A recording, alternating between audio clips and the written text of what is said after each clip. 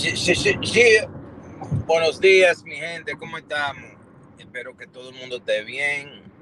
Espero que todo el mundo ya se han tomado su buen, por lo menos un vaso, 2 vasos de su café, de su té favorito, ¿tú me entiendes? Ya han se metió su desayuno, si es un mangú con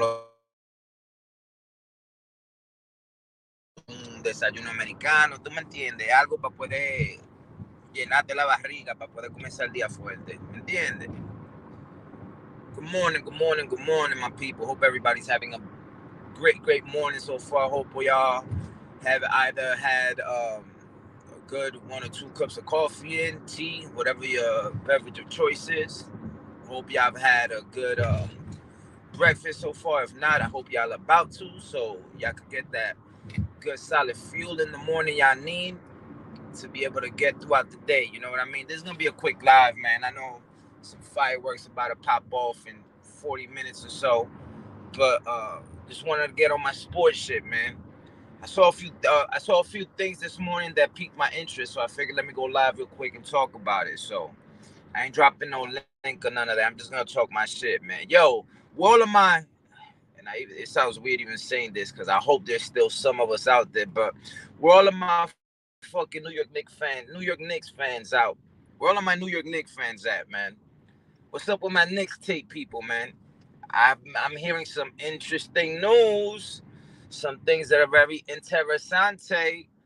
Hopefully, these trades come into fruition because if they do, then that means that New York City will legitimately have a good run and successfully building a trio and our own big three that, to be honest, hasn't been seen since like the 2011, 2012, 2013 season when they attempted to do so with Jason Kidd, Carmelo Anthony, and Amari Stoudemire. You know what I mean?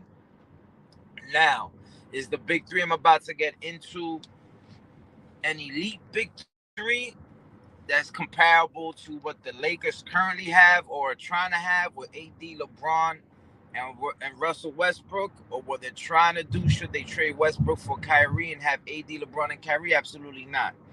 Is it comparable to what the Los Angeles Clippers have right now with John Wall, Paul George, and Kawhi Leonard? Absolutely not.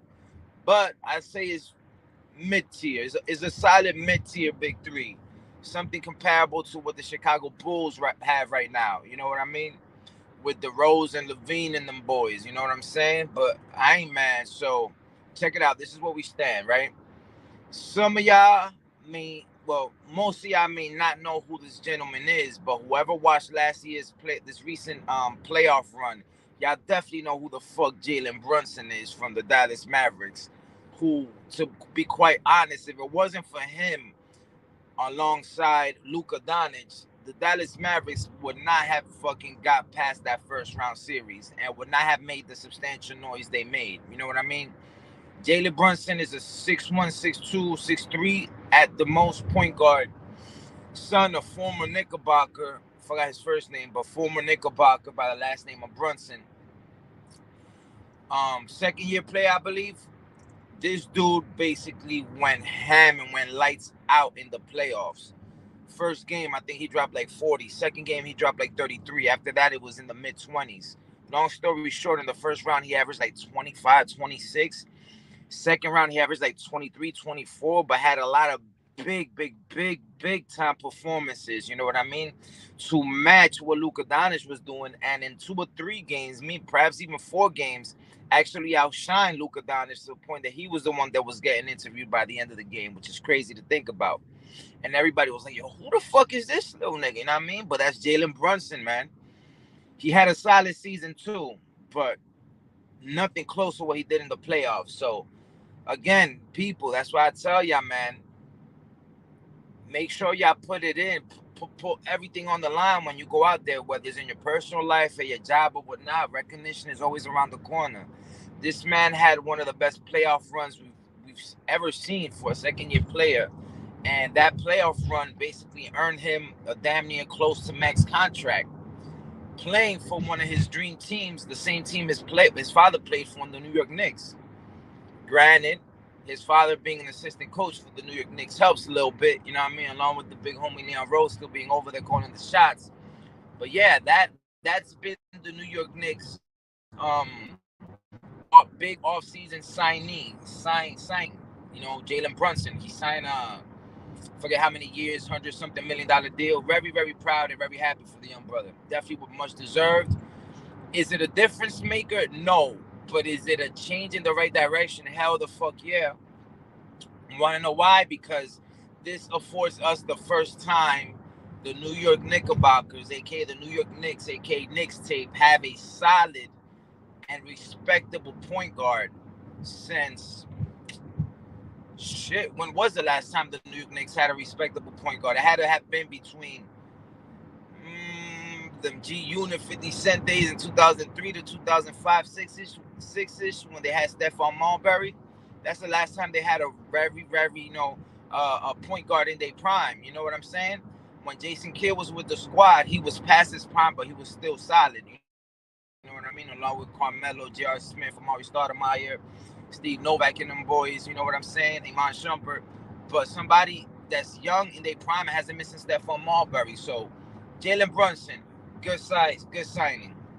Now, what have I stumbled upon this morning? It sounds like, mind you, the New people may not like the way he not like this nigga because of the way he played last season, but don't forget the year before last, he was an all-star. He was having a hell of a season, although he choked in the playoffs. But still, keep in mind, the New York Knicks still have Julius Randle. I'm hearing through the grapevine that they are going, as y'all know, they did a bunch of crazy moves that nobody understood during the draft. They basically traded their draft picks, did a whole bunch of other moves to basically collect as many number one picks, first round picks as possible, in order to clear up cap space and chase one of these big time signees, free agents. Are they able to get the KDs of the world, the Paul George, this and that? No, but what I'm about to tell y'all, I'm pretty sure y'all gonna agree, sounds really good. So I'm hearing through the grapevine they're trying to package some of those first round draft picks along with RJ Barrett, which pains me because he's one of the although he was inconsistent, he was one of the few, if not the only Knickerbocker last year, was the only New York Knicks player to actually do their thing. Carlton, good morning, my brother. Que lo que? Randall, Quickly, Grimes, McBride, and Picks should get Spider. Exactly, you beat me to it. So, ladies and gentlemen, Carlton just beat me to the punch. They are in the works to get New York's own. Yeah, if y'all didn't know, man, Donovan Mitchell from the Utah Jazz is from Terrytown. Terrytown is in Westchester, 20 minutes away from New York City, man. Manhattan, when I say New York City. They are in the works of basically trying to get Donovan Mitchell. So, as Carlton has said, these not all of these players are combination, or some of these players are on the table, or this might be some breaking news. He's saying Emmanuel Quickly, which pains me if they let Emmanuel Quickly go, man, because he has a promising future. But signing Jalen Brunson does affect his minutes. Grimes and McBride plus picks. What I heard this morning, Carlton, was that they were trying to work something around RJ Barrett and some picks. But I don't know if you agree or disagree with me. I'd rather keep RJ Barrett than keep Julius Randle, because I don't know how many good years Julius Randle has left. He got that diva shit in his head. But yeah, man, I would definitely let go of Julius Randle, Grimes, McBride, and some draft picks. I would try to hold on to Emmanuel Quickly just because he's a great three-point shooter. He's our best defensive player. Not because he's going to get a lot of minutes, but because we could use him as trade bait later on. But yeah, folks, so think about that. We might have a potential to have a big three. Now, keep this in mind, y'all. Before they signed Jalen Brunson, Donovan Mitchell was on record basically saying he would only eye going to New York Knicks if they were to get somebody like Jalen Brunson. They got Jalen Brunson. Donovan Mitchell is from fucking Terrytown, New York.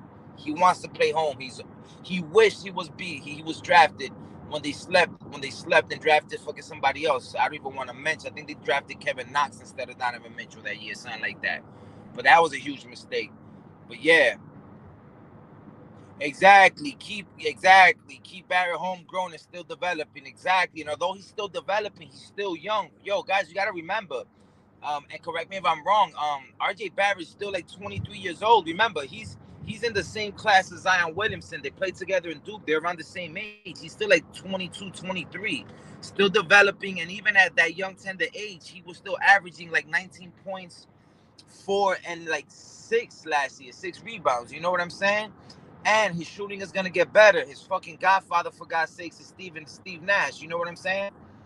But yeah, man. So that big three, whether it's R.J. Barrett, Jalen Brunson, and Donovan Mitchell, or Donovan Mitchell, Jalen Brunson, and Julius Randle, either or, man, that's gonna be a good mid-level top three right there to at least definitely, most definitely make some noise in the East. You know what I'm saying? Or at least bring some competitive basketball back to the city, which we desperately need. You know what I'm saying?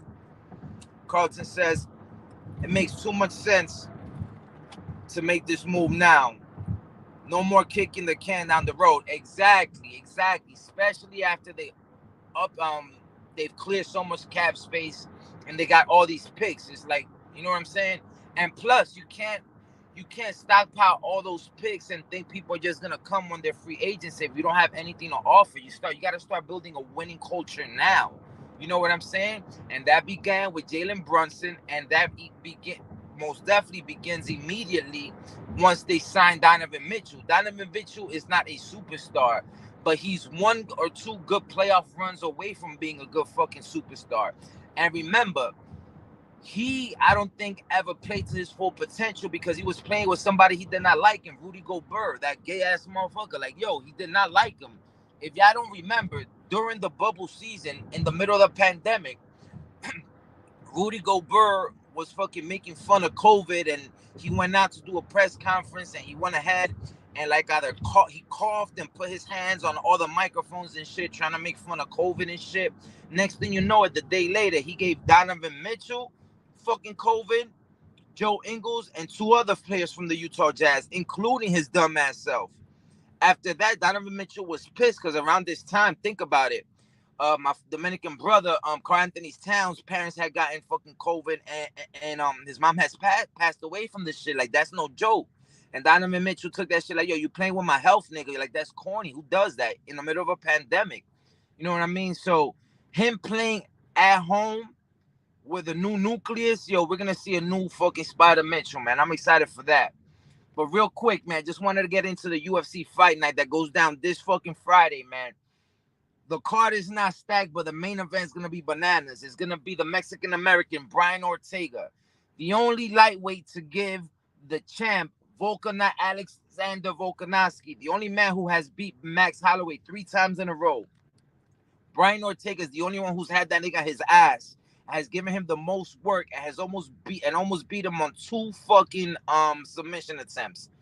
Had Alex Volkanovski fucking red, about to fucking tap in, but being the champ that he is, he didn't. And now, yeah, exactly, and now Goldberg's punk ass is playing with Town with Towns. How ironic, exactly. Oh my God, I didn't think about that, Carlton. Que vaina, loco. Damn, yo, that is ironic as fuck. Yo, you just blew my mind with that one. Pause. That's crazy. But yeah, UFC fight night this Saturday, man. You got Brian Ortega, man, one of the best lightweights in the division. My man is 15-2, fighting against Mexican pride in Yair Rodriguez, who is 14-3, I believe. This is gonna be a fight of the ages. This could have been a co-main event in any of the major UFCs. Quick breakdown. Brian Ortega's a fucking beast. He's only lost twice. Who has he lost to? Max Holloway and the champ, Alex Volkanovski. He's basically lost to the 2 GOATs of the lightweight division. Yair Rodriguez, he's lost 3 times. He lost to a nobody earlier on in his career. Then he lost to Frankie Edgar, a fucking legend in the sport, former champion.